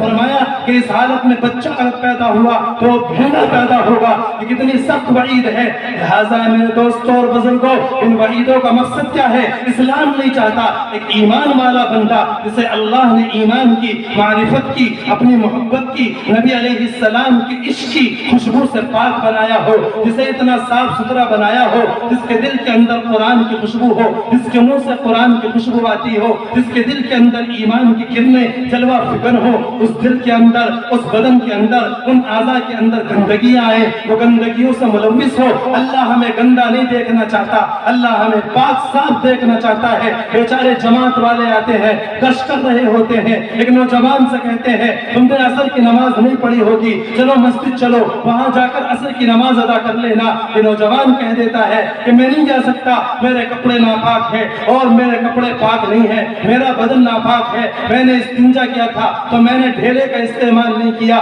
میں نے استنجا کیا پانی سے استنجا نہیں کیا, میں نے ایسے ہی پیشاب کر لیا. اور کھڑے ہو کر بعض لوگ پیشاب کر لیتے ہیں, پیشاب کی چھینٹیں آ رہی ہوتی ہیں اور کوئی پرواہ نہیں ہوتی, میرے بدن کے اوپر لگی ہوں گی, میرے کپڑے کے اوپر لگی ہوں گی. حالانکہ سب سے زیادہ عذاب قبر اگر کسی بات پر ہوگا تو اس بات پر ہوگا اس آدمی کو ہوگا جو پیشاب کی چھینٹوں سے بچنے کا اہتمام نہ کرتا ہوگا. آج کے نوجوان اس کی کوئی پرواہ نہیں کرتے. ایک حدیث اچانک یاد آ گئی, بڑی مشہور حدیث ہے. اللہ کے نبی کا گزر قبرستان سے ہو رہا تھا, وہاں دیکھا کہ تو قبر والوں کو عذاب ہو رہا ہے. اللہ کے نبی نے فرمایا انہما لا يعذبان, ان دو قبر والوں کو عذاب دیا جا رہا ہے. وما يعذبان فی کبیر, اور انہیں کسی بڑے گناہ کی وجہ سے عذاب نہیں ہو رہا. اللہ کے نبی نے فرمایا ایک گناہ ایک آدمی کا ایک ہے اور دوسرے قبر والے کا ایک گناہ ہے. حضور نے دونوں گناہوں کا ذکر کیا. حضور نے فرمایا کہ چھوٹے چھوٹے گناہ جنہیں ہم سمجھتے ہیں اور جنہیں بڑا گناہ نہیں مانتے, ان گناہوں کے اندر یہ دونوں قبر والے ملوث تھے جس کی بنیاد پر انہیں عذاب ہو رہا ہے. حضور نے فرمایا اما احدهما فكان لا يستتر من البول وفي روایت لا يستنزه من البول, ان میں سے ایک آدمی ایسا تھا جو پیشاب کی چھینٹوں سے بچتا نہیں تھا, پیشاب کی چھینٹوں سے اجتناب نہیں کرتا تھا. واما الاخر فكان يمشي بالنميمه, اور دوسرا قبر والا لوگوں کی چغلیاں کرتا تھا, لوگوں کی غیبت کیا کرتا تھا، پیٹھ پیچھے لوگوں کی مجلسوں کے اندر، محفلوں کے اندر اور دوستوں کی مجلسوں کے اندر برائی کیا کرتا تھا، اس بنیاد پر عذاب ہو رہا ہے۔ میرے دوستوں اور بزرگوں، انتہائی ڈرنے کا مقام ہے کہ پیشاب کی چھینٹوں سے نہ بچنے کی بنیاد پر عذاب قبر ہو رہا ہے۔ اور عذاب قبر کسے ہو رہا ہے؟ صحابی رسول کو ہو رہا ہے۔ اللہ کے نبی کے صحابی تھے، لیکن پیشاب کی چھینٹوں سے بچنے میں کچھ کوتاہی ہو گئی ہوگی، جس کی بنیاد پر صحابی رسول کو ان کی قبر کے اندر عذاب دیا جا رہا ہے۔ اللہ کے نبی علیہ السلام نے جو ٹہنی منگوائی اور ہری بھری ٹہنی تھی، حضور نے ان قبروں کے اوپر گاڑ دی اور فرمایا کہ امید ہے کہ جب تک یہ سوکھیں گی نہیں، اللہ تبارک و تعالیٰ ان سے عذاب کو ہلکا رکھے گا اور ان کے عذاب کے اندر تخفیف رکھے گا۔ ان نوجوانوں کے لیے عبرت کا مقام ہے جو کھڑے ہو کر راستوں پر اور کہیں بھی سڑکوں پر نہ سطر چھپانے کی کوئی پرواہ، نہ اس بات کی کوئی پرواہ ہمیں کوئی دیکھ رہا ہے۔ بے شرمی اور بے حیائی اتنی زیادہ عام کہ حیا اور شرم و حیا نام کی کوئی چیز نہیں، جبکہ اللہ کے نبی علیہ السلام نے ارشاد فرمایا الایمان بضع وستون شعبۃ، ایمان کے 70 سے زیادہ شعبے ہیں، فافضلها قول لا الہ الا اللہ، ایمان کا سب سے افضل شعبہ لا الہ الا اللہ کہنا ہے، وادناها اماطۃ الاذى عن الطریق، اور اسلام کا سب سے ادنا درجہ شعبہ راستے سے تکلیف دہ چیز کو ہٹا دینا ہے، والحیاء شعبۃ من الایمان، اور حیا ایمان کا ایک شعبہ ہے جس کے اندر حیا چلی جائے اور حیا نہ رہے۔ حضور نے فرمایا اذا فات الحیاء فافعل ما شئت، کہ جب تیری حیا چلی جائے اور تیرے اندر شرم اور حیا نہ کسی انسان کی رہے، نہ کسی بڑے کی رہے، نہ کسی چھوٹے کی رہے، نہ اللہ کی رہے، نہ اللہ کے رسول کی رہے، نہ اپنے دین اور مذہب کی رہے، تو جو چاہے کر، پھر تو تجھے کوئی پرواہ نہیں، پھر تو انسان نہیں بلکہ درندہ ہے اور بے لگام کا جانور ہے، پھر تو وہ کرے گا۔ آج کا نوجوان یہی کر رہا ہے۔ اس لیے میرے دوستوں اور بزرگوں، اسلامی تعلیمات کو اپناؤ، اسلامی تعلیمات کو اپنے اندر پیدا کرو۔ راستے میں کبھی کوئی ایسی چیز نہ ڈالو جس سے کسی کو تکلیف ہو۔ راستے کے اندر کوئی ایسی چیز، ہمارے کچھ لوگ قربانی کے موقع پر یا ویسے ہی کچھ ذبح کرے تو ایسے ہی ڈال دیتے ہیں، اس کے اندر بدبو پیدا ہوتی ہے، دوسرے بھائیوں کو تکلیف ہوتی ہے۔ یاد رکھو اسلام کے اندر سب سے بڑا جرم کسی کو تکلیف پہنچانا ہے۔ اللہ کے نبی نے فرمایا المسلم من سلم المسلمون من لسانه ويده، اصل مسلمان وہ ہے کہ جس کی زبان سے، اس کے ہاتھ سے اور اس کے اعضاء سے دوسرے مسلمان محفوظ رہیں۔ تم اس وقت تک مسلمان ہو ہی نہیں جب تک کہ تمہاری وجہ سے کسی کو تکلیف ہو رہی ہے۔ تم اپنے دروازے کے اندر، آج ایک اور بات یاد آ گئی، ہم اپنا زینہ بناتے ہیں دروازے پر، سارا راستہ گھیر لیتے ہیں۔ مسلمان جبکہ وہ سرکاری زمین ہے، اس سرکاری زمین پر سیڑھیاں بناتے ہو، اس سرکاری زمین پر زینے بناتے ہو اور بڑے فخر سے پھرتے ہو ہم چودھری صاحب ہیں، ہمارا دروازہ اتنا بڑا، ہمارا دروازہ اتنا اونچا، شرم اور غیرت نام کی کوئی چیز نہیں رہی کہ ہم نے سرکاری زمین کو دبا رکھا ہے۔ اور فرمایا آقا انعامدار جناب رسول اللہ صلی اللہ علیہ وسلم نے کہ جس نے بارش پر زمین بھی کسی دوسرے کی دبائی، چاہے وہ کسی مسلمان کی ہو، چاہے وہ سرکاری زمین ہو، اسلام سرکاری زمین کو بھی دبانے کی اجازت نہیں دیتا۔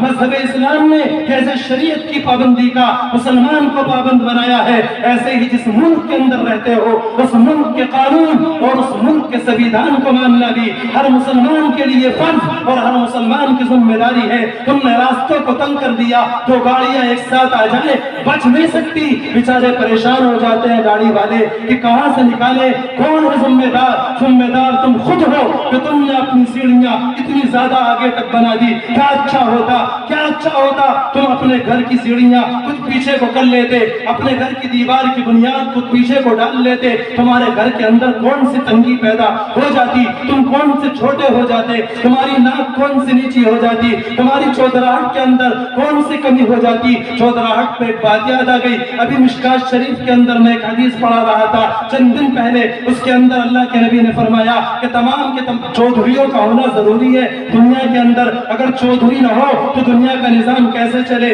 تو چودھریوں کا ہونا ضروری ہے۔ لیکن حضور نے فرمایا چودھری جہنم میں جائیں گے، کہ حضور کی کھلی حدیث، اور آپ ناراض ہو گئے ہوں گے کہ سارے چودھری جہنم کے اندر کیوں جائیں گے؟ چودھری جہنم میں اس لیے جائیں گے کہ چودھری لوگ اپنی چودراہٹ کے اندر لوگوں پر ظلم ظلم کرتے ہیں، وہ اس بات کی پرواہ نہیں کرتے کہ دوسروں کو ہم سے تکلیف ہو رہی ہے، ہماری اس بات سے کسی کے دل کو کیا ٹھیس پہنچی ہوگی، ہمارے اس عمل سے دوسرے مسلمان کو کیا تکلیف پہنچی ہوگی، وہ اپنی چودراہٹ کے اندر مست ہے۔ اس لیے للیانی کے چودھریوں، اپنی چودراہٹ کو باقی رکھو لیکن اسلام کے دائرے کے اندر رکھو۔ تمہاری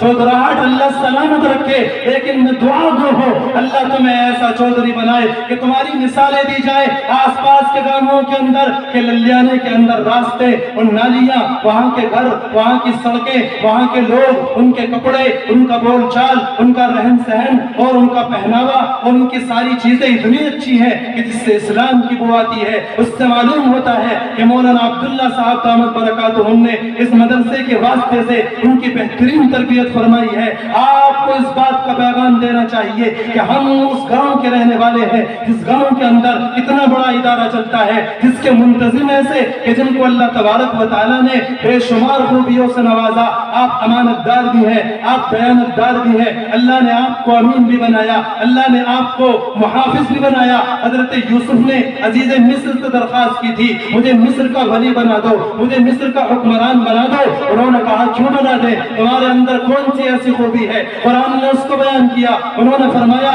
انی لحفیظ امین علیم، کہ میں حفاظت کرنے والا بھی ہوں، میں علم رکھنے والا بھی ہوں۔ بتایا چلا کسی بھی قوم کا جو ذمہ دار ہوتا ہے، کسی بھی قوم کا قائد، کسی بھی قوم کا امیر، کسی بھی قوم کا رہبر، اس کے اندر دو صفتوں کا ہونا ضروری ہے۔ ایک صفت تو یہ ہے وہ قوم کا محافظ ہو، وہ قوم کے ایمان کا محافظ ہو، وہ قوم کے اوپر اس کی نظر ہو، قوم کے اندر کیا بگاڑ ہوتا جا رہا ہے، قوم کے اندر کیا بے روی پیدا ہوتی جا رہی ہے۔ الحمدللہ مولانا مدرسے کے واسطے سے اس کی بھی فکر کرتے ہمیں نظر آتے ہیں اور عوامی اعتبار سے بھی اس کی محنت کرتے ہوئے نظر آتے ہیں۔ اور دوسری صفت یہ بیان فرمائی علیم و علم والا بھی ہو، اس لیے کہ اگر کسی جاہل کو کسی قوم کا سردار بنا دیا جائے تو وہ قوم بھی جاہل ہو جاتی ہے اور وہ جاہل سردار اس قوم کو ذلت اور پستی کی غار کے اندر لے جا کے چھوڑ دیتا ہے۔ الحمدللہ اللہ نے آپ کو علم کی دولت سے بھی نوازا، اور صرف علم نہیں، اللہ نے حکمت بھی، دانائی بھی، شعور بھی،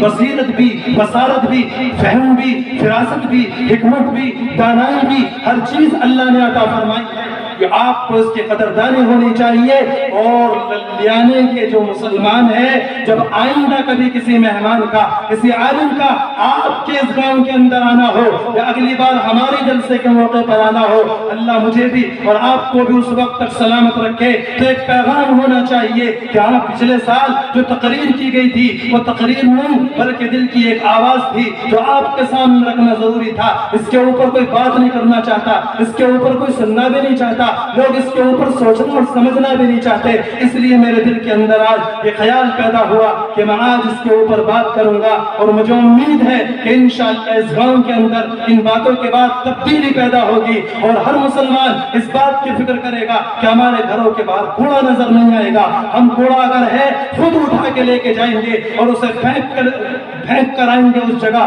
جہاں گاؤں کا کوڑا ڈالا جاتا ہے، اور کوڑیوں کے اوپر اسے ڈال کے آئیں گے اور نالیوں کو ہر دن صاف کیا کریں گے، صبح سویرے روزانہ سڑکوں کو، نالیوں کو جیسے گھروں کی صفائی کرتے ہیں ویسے صفائی کریں گے۔ ہر آدمی اپنے گھر کے سامنے کی اگر ذمہ داری لے لے، انشاءاللہ سارے راستے صاف ستھرے نظر آئیں گے، ساری نالیاں